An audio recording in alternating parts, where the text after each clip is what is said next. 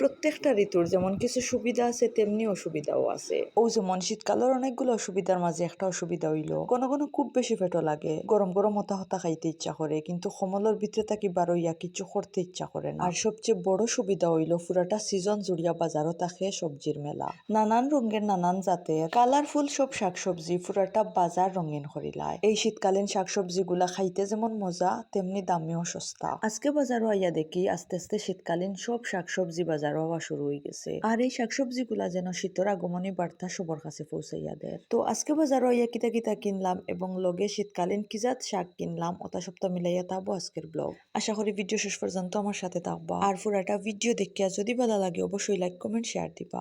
আসসালামু আলাইকুম, hello everyone, কিতা অবস্থা সবর? আশা করি ভালো আছেন, আমি আল্লাহর রহমতে ভালো আছি। প্রথমে সবরে ওয়েলকাম জানাই আর আমার পেজ এবং নতুন একটা ডেইলি ব্লগ যে যেখান থেকে আমার আজকের এই ব্লগটা দেখা শুরু করছেন সবরে অসংখ্য ধন্যবাদ। আর আমার পেজও নতুন হইয়া থাকলে অবশ্যই সাবরিনাস লাইফস্টাইল পেজও একটা ফলো দিয়ে রাখবা নতুন নতুন ব্লগ দেখার লাগি। মোটামুটি খুবই আরামের একটা সিজন চলে, দিনও গরম লাগলেও শেষ রাত কিন্তু বাক্কা ঠান্ডা লাগে, ফ্যান অফ করাও যায় না আবার খাতা ছাড়া ঘুমানিও যায় না। এই সারাটা বছর যদি ওলা নাতিশীতোষ্ণ একটা ওয়েদার থাকতো, কিন্তু সেটা তো আর সম্ভব নয়। সারাটা বছর যেমন সেম ওয়েদার থাকে না তেমনি মানুষের জীবনও এক তালে চলে না। লাইফও সফলতা ব্যর্থতা সুখ দুঃখ হাসি কান্না সম্মান অসম্মান ইটা থাকবো, এক কথায় লাইফও আপ ডাউন কন্টিনিউ থাকবো। সপ্তাহ মোকাবেলা করিয়া সামনে আগুয়ানের নামও জীবন।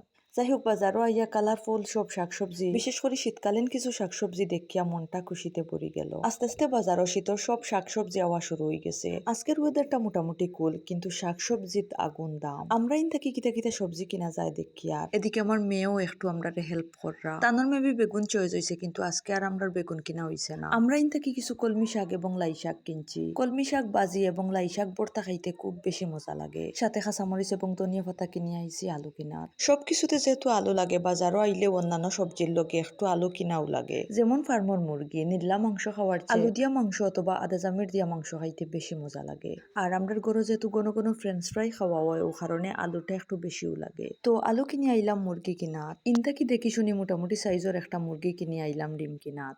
গরো ডিম থাকলে চিন্তা কম থাকে। গরো তরকারি রানতে দেরি হইলে বা ই তরকারি খাইতে বালা না লাগলে জটপট ডিম বাজিয়া খাওয়া যায়, বা হঠাৎ করে কোনো কুটুম আইলে জটপট ডিম বোনা করিয়াও খাওয়ানি যায়। তো ইনতাকি ডিম কিনে আইলাম আমার মেয়ের পছন্দের একটা দোকান সংবাদ বিতানো। বাজারও আইলেও তানোর রং পেন্সিল শার্পার রাবার ইতা কিনাও লাগে। তার সাথে আমি আরো কিনিয়া দিলাম হোমওয়ার্ক করার লাগে তিনটা খাতা এবং কলম। এরপর টেলার মাঝে দেখি খুব সুন্দর সুন্দর পেয়ারা। পেয়ারাগুন দেখতে খুবই সুন্দর এবং ফ্রেশ আছিল। পেয়ারা আমার বাক্কা পছন্দের একটা ফল, আর আমার মেয়ে কাসুন্দি দিয়া পেয়ারা মাখা খাইতে বেশি পছন্দ করেন। তো ইনতাকি দেখি শুনি পেয়ারা কিনিয়া এখন আইলাম বনলতার। ইনতাকি মিষ্টি এবং সমোসা কিনলাম। তো আজকের মতো বাজার খরচ শেষ, বাজার খরচ করিয়া আইলাম বাড়ি। রাইত মাছ বাজিয়া মজা করে করলাম লাই শাক ভর্তা। শেষে আমরার মতো লাই শাক ভর্তা পছন্দ করেন অবশ্যই কমেন্ট করে জানাইবা। সাথে আজকের ব্লগটা কেমন হইলো ওখানেও জানাইবা। আজকের ব্লগটা ওখানেও শেষ করি, আর দেখাইব নেক্সট কোনো ব্লগ। সেই পর্যন্ত সব ভালো থাকবা, সুস্থ থাকবা, নিজের যত্ন নিবা। আল্লাহ হাফিজ।